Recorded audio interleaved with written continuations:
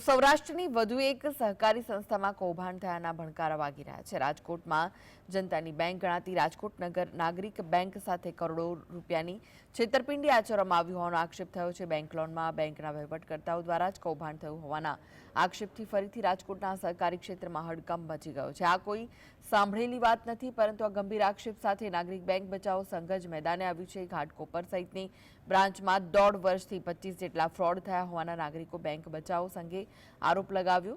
તો જૂનાગઢ બ્રાન્ચમાં એક જ કુટુંબે 35થી વધુ લોન બેનામી વ્યક્તિઓએ લીધી હતી। બજાર કિંમત કરતાં 3 ગણી લોન લઈને બેંક પાસેથી ખોટી રીતે નાણાં મેળવ્યાનો આરોપ છે। બેંકના સીઓ શર્મા ડીજીએમ રાયચુરાએ નિયમો અને બેંકનું હિત કોરાણે મૂકી લોન મંજૂર કરી હોવાનો આક્ષેપ કરાયો છે। મોટી વાત એ છે કે મિલકત સામે અપાયેલી લોનની રકમ 33% રકમમાં પણ કોઈ ખરીદદાર ન હોવાની વાત સામે આવી।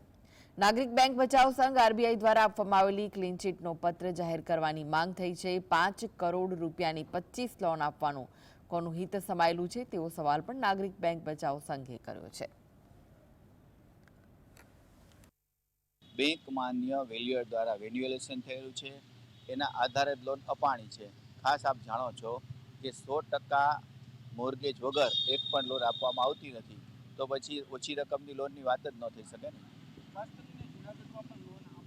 ના, એક પણ કિસ્સામાં લોન તો ઘણી બધી ગામે ગામ આપેલી હોય, પણ કોઈ પણ કિસ્સામાં આવું બનેલું નથી। રિઝર્વ બેંક દ્વારા ઇન્સ્પેક્શન થયેલું છે। આ પ્રકારના આક્ષેપો આની પહેલાં પણ થયેલા હતા, ત્યારે પણ મેં બધા મિત્રોને જણાવેલું હતું કે રિઝર્વ બેંક અમારી ઓથોરિટી છે, એના દ્વારા તપાસ થયેલી છે અને બેંકને ક્લીન ચીટ આપવામાં આવેલી છે।